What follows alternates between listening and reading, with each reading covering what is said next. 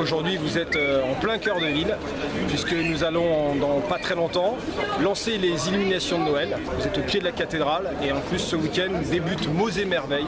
Donc pour la ville de Meaux, Mots et Merveilles c'est tout un concept et on inaugure ce concept avec la foire gourmande.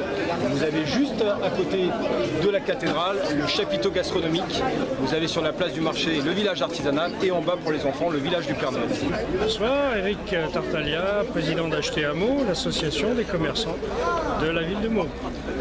Nous procédons ce soir à l'illumination par le maire et moi-même de tous les éclairages de Noël.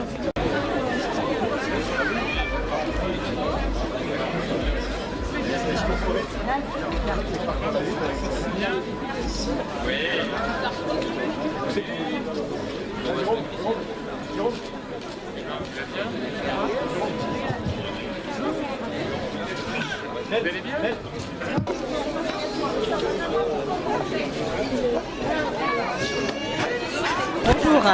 Effectivement, le concept de la place Saint-Cloud. Alors ici, c'est le village. Je suis navrée. Ben oui, mais c'est le boulot, je suis navrée. Donc on était un petit peu... Tout à fait. Donc en fait, ici, l'objectif de la municipalité et des élus, c'est vraiment de faire le village du Père Noël. On a envie que les enfants rentrent dans un univers adapté. Donc vous pouvez voir que l'intégralité des animations sont des animations pour les enfants entre 2 et 7 ans. Avec un petit train, avec un petit carrousel. La Maison des Contes qui accueille donc pendant 2 jours une conteuse qui raconte des contes de Noël aux enfants à différents moments de la journée. Nous avons également la posterie de Noël où les enfants peuvent écrire leur lettre au Père Noël et reçoivent une réponse puisque la municipalité répond à chaque enfant qui a laissé son adresse avant le 24 décembre. Des petits automates et surtout le clou du spectacle qui est la maison du Père Noël. Donc avec son lutin. Voilà. Je vais peut-être vous emmener voir à l'intérieur. Tout à fait. Voilà. On est, vous voyez, chez le Père Ah, Noël. d'accord. Le Père Noël a fait Son ordinateur, apparemment, il est bien équipé, le Père Noël. le tableau avec la Mère Noël. Donc au niveau de la cheminée.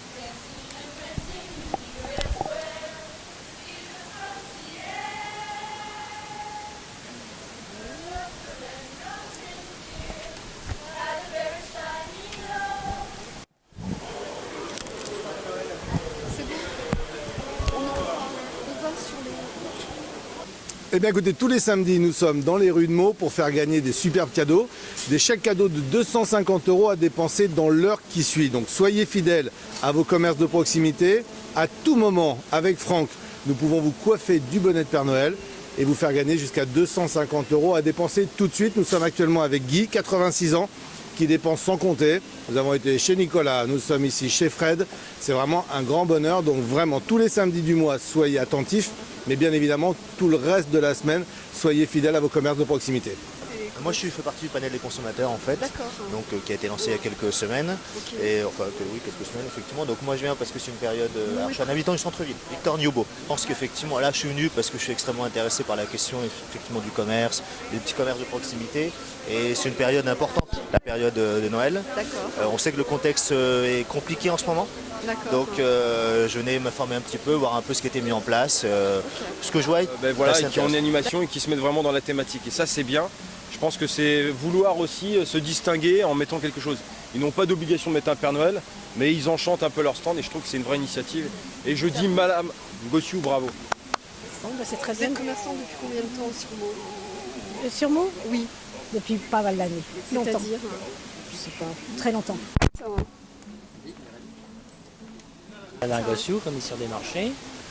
Donc là, on est content de cette animation parce que ça nous fait quand même une belle plus-value pour le marché de Meaux, du linge de maison. Et j'ai le stand où il y a le Père Noël là-bas. Je suis sculpteur et je fais effectivement le marché de Noël depuis très très longtemps. Depuis pratiquement sa création, on était avant sur le boulevard Jean Rose. Je viens de Bourgogne, mais bon, je suis née dans cette ville, donc j'ai Une attache particulière à cette ville, à sa population, et on a toujours un très bon accueil. En fait, c'est une sculpture sur tissu.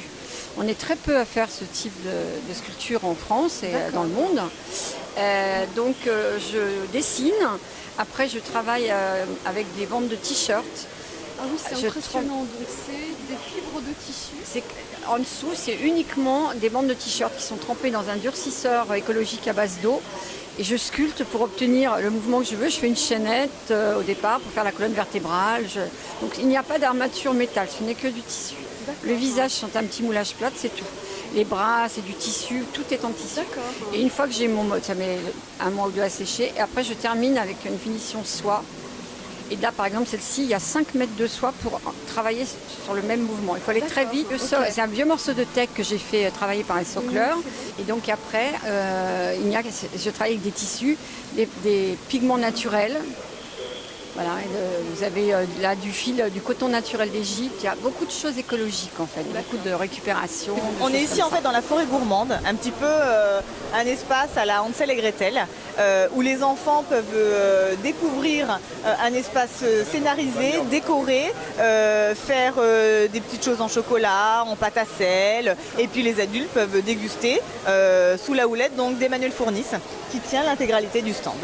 Bonjour Emmanuel Fournis, donc là actuellement nous sommes à la foire gourmande de Noël de Meaux et donc j'ai ce stand donc, qui est dans l'objectif premier de la mise en valeur des arts de la table et j'ai fait appel à différents collègues professionnels ainsi que des jeunes en formation pour mettre en avant notre métier. Donc on est avec l'association donc, au service des talents de demain qui est présidée par Denis Cotillard du Plaza Athénée et de la Fondation Paul Bocuse donc pour tout ce qui est la mise en valeur des formations. Des oranges au miel thym avec de la main de Bouddha, voilà, c'est un fruit indien en fait citronné. Et donc là, notre élève est en train de préparer le caramel. En fait, on est un ensemble de... Moi, je suis un professionnel en fait. Je travaille à l'hôtel Georges V à Paris. Et donc vous êtes des élèves En première année de CAP au lycée François Rabelais de Duny, mais ce week-end ils viennent à titre de bénévoles. Le but c'est de valoriser l'art de la table. Donc en fait ça rassemble autant des enseignants que des professionnels, que des jeunes futurs du métier et de faire découvrir tout ce qu'on fait. Alors moi je suis situé en Bourgogne. Moi je suis sur Auxerre, je suis enseignant à Auxerre, meilleur ouvrier de France, art de la table. Donc je travaillais chez Monsieur Laurin à l'époque, à la Côte-Saint-Jacques. Encadré avec différents collègues de différentes maisons, aussi bien le Georges V, aussi bien donc le grand restaurant de Jean-François Piège, des collègues professeurs donc de l'éducation nationale. Bonjour, Monsieur Cuissette, professeur au lycée François Rabelais de Nignan, restaurant. Monsieur Vladic, professeur de service au lycée hôtelier de Cérisme en Vallée. Et je suis ici au titre de quelqu'un qui souhaite valoriser les métiers de salle, tous les métiers qui sont liés à l'accueil du client, soit au restaurant, soit à la réception.